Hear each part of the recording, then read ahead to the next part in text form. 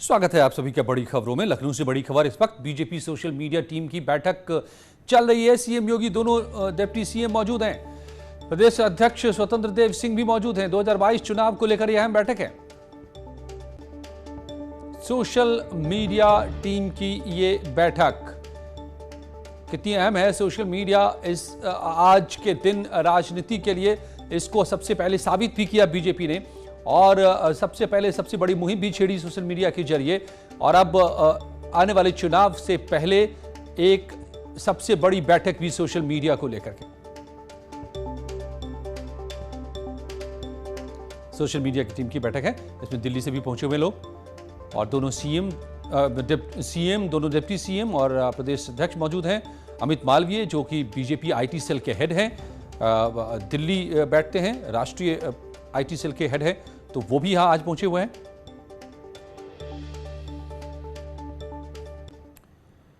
और कृषि कानूनों के खिलाफ प्रदर्शन कर रहे किसानों के समर्थन में आज करीब 14 विपक्षी दलों ने जंतर मंतर पर पहुंचकर प्रदर्शन किया। इस दौरान राहुल गांधी समेत विपक्ष के अन्य नेता किसानों के विरोध प्रदर्शन में शामिल हुए।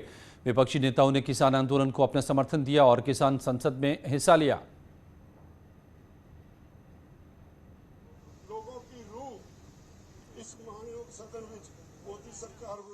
सब विपक्ष की पार्टीज ने मिलकर यहाँ जो किसान की समस्या है और जो ये काले कानून है उनको हटाने के लिए अपना पूरा यहाँ सपोर्ट दिया।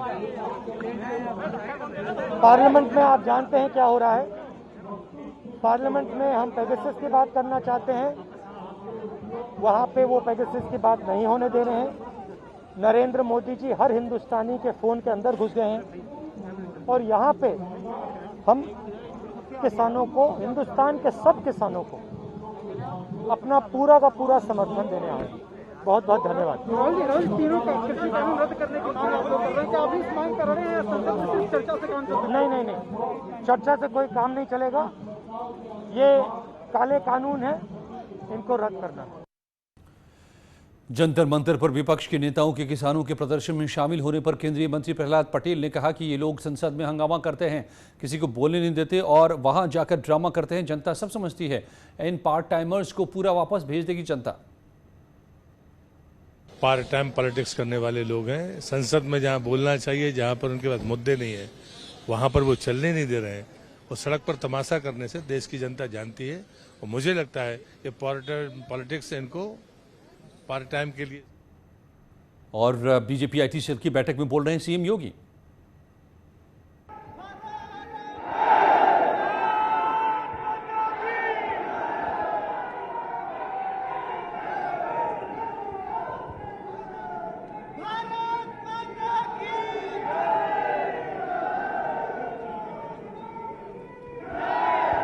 भारतीय Janata Party Uttar Pradesh IT cell के द्वारा आयोजित आज के इस प्रशिक्षण कार्यक्रम में उपस्थित भारतीय जनता पार्टी के प्रदेश के माननीय अध्यक्ष श्री स्वतंत्र देव सिंह जी,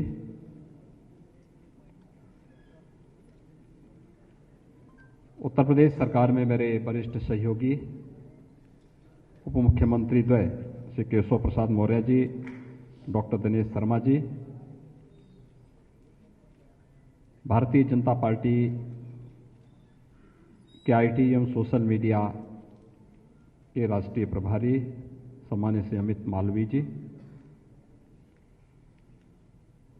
उत्तर प्रदेश के आईटी सेल के प्रदेश के संयोजक श्री कामेश्वर नाथ मिश्र जी, सोशल मीडिया के प्रदेश के संयोजक श्री अंकित चंदेल जी और प्रदेश के कोने कोने से उपस्थित सभी हमारे युवा साथियों,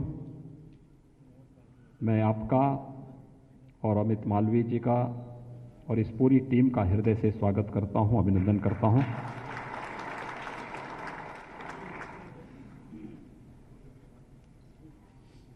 वास्तव में ये कार्यक्रम केवल चुनाव को ध्यान में रख करके ही नहीं, बल्कि हमारी नियमित दिनचर्या का एक हिस्सा होना चाहिए। समय बदल चुका है।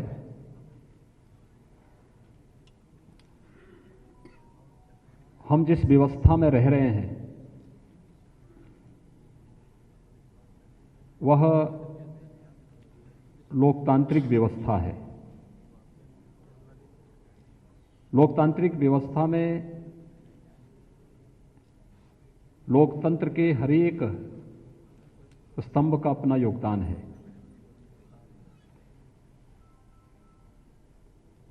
इसमें विधायिका की अपनी भूमिका है, कार्यपालिका की अपनी भूमिका है, न्यायपालिका की भी अपनी भूमिका है और मीडिया भी अपनी भूमिका के साथ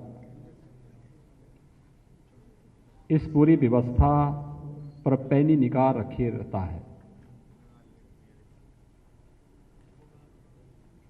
बाकी अन्य व्यवस्थाएं अपने अनुरूप चल रही हैं, लेकिन पिछले 2 दशक के दौरान जो सबसे ज्यादा बदलाव आया है वह लोकतंत्र के इस चौथे स्तंभ में आया है और वह है मीडिया। उसका स्वरूप बदला है, उसकी भूमिका भी बदली है। आज से 2 दशक पूर्व तक विजुअल मीडिया इतना प्रभावी नहीं था। प्रिंट मीडिया था, उससे जुड़े हुए ग्रुप थे, उनके मालिकान हुआ करते थे, उनके संपादक, उनके प्रधान संपादक, ये सब होते थे, एक संवाद होता था। इसके बाद 2 दशक पूर्व अचानक विजुअल मीडिया की उपस्थिति लोकतंत्र में देखने को मिली। कमोवेश वही स्थिति थी, थोड़ी तीव्रता उसमें आई थी। हम लोगों ने जब राजनीति शुरू किया था, सार्वजनिक जीवन में जब हम लोग आए थे, प्रिंट मीडिया का बोलबाला था। कम ज्यादा बातों पर विश्वास हो जाता था, लोग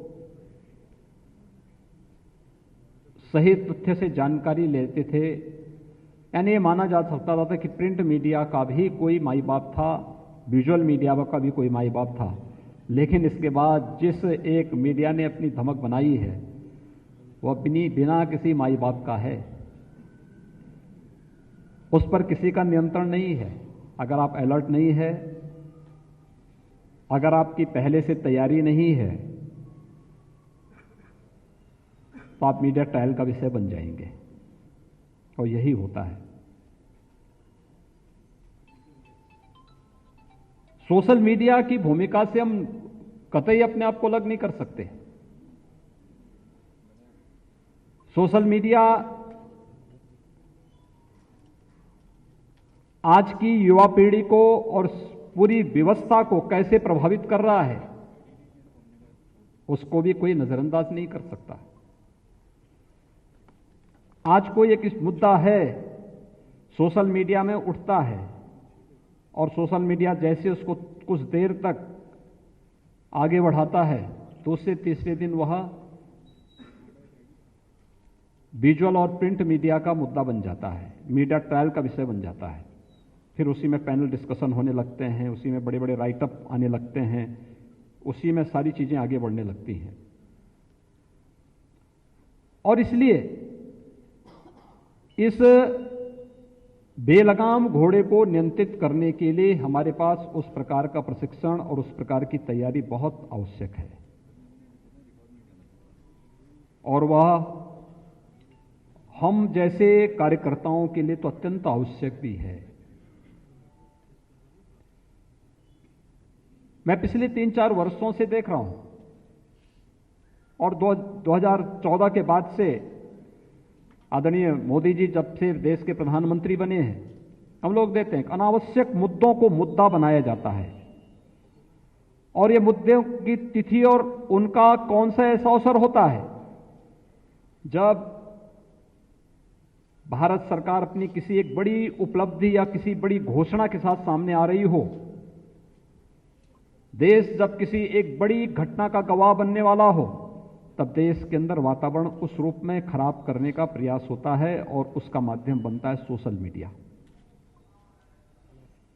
सोशल मीडिया से फिर अन्य स्थानों पर उसे प्रेषित किया जाता है, फिर वह उसका एक मुद्दा बन जाता है, मुख्य मुद्दे से लोगों का ध्यान भटकाने की दिशा से ये सब कार्यक्रम इस प्रकार के षड्यंत्र रचे जा रहे हैं।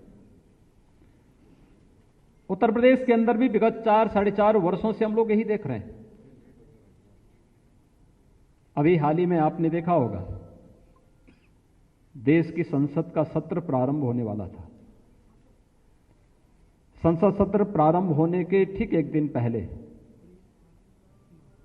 वाशिंगटन पोस्ट और अन्य कुछ ऐसे दुनिया के मीडिया ग्रुप में एक मुद्दा उछलता है और पेगासस का वो मुद्दा फिर किस कदर तक देश की पूरी संसद को बाधित कर देता है।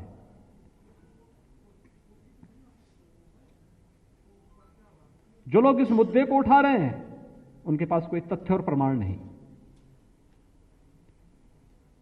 लेकिन बिना किसी तथ्य और प्रमाण के किसी ने उछाल दिया, उसी को मुद्दा बना करके मीडिया में, print media, visual media, social media, digital media, इन सब में उसका मुद्दा बना करके फिर उसको उछालने का प्रयास करके देश की संसद का बहुमूल्य समय बाधित किया जा रहा है। यह महत्वपूर्ण सत्र था। इस सदी की सबसे बड़ी महामारी के दौरान कोरोना प्रबंधन के बारे में भारत सरकार के द्वारा किए गए बेहतर प्रयासों की चर्चा हो सकती थी। थर्ड वेव की जो आशंका विशेषज्ञ मान रहे थे, इस पर हमारी क्या रणनीति है, इसके बारे में चर्चा हो सकती थी। देश के अंदर आंतरिक और बाह्य सुरक्षा के मोर्चे पर सरकार ने क्या किया है और आगे की क्या रणनीति है, इस पर चर्चा हो सकती थी। इस सदी की सबसे बड़ी महामारी ने दुनिया को जब पूरी तरह प्रभावित किया है, तो स्वाभाविक रूप से इसका प्रभाव रोजगार पर भी पड़ा होगा। सरकार ने रोजगार के लिए क्या कदम उठाए हैं और इस संबंध में आगे क्या अपेक्षाएं हो सकती थी, संसद के सत्र में चर्चा का यह विषय बनते और उसके माध्यम से प्रत्येक नागरिक को देश के बारे में भी जानकारी मिलती, सत्ता पक्ष की गतिविधियों की जानकारी मिलती और विपक्ष कितना सक्रिय भूमिका का निर्वहन कर रहा है उनके हितों के लिए, इस पे भी चर्चा होती। लेकिन तो सोशल मीडिया कितना अहम हो चुका है आज के दौर में, इस बात को रेखांकित करते हुए सीएम योगी सोशल मीडिया की बीजेपी सेल की बैठक में लखनऊ में। लौटते हैं कुछ पलों में।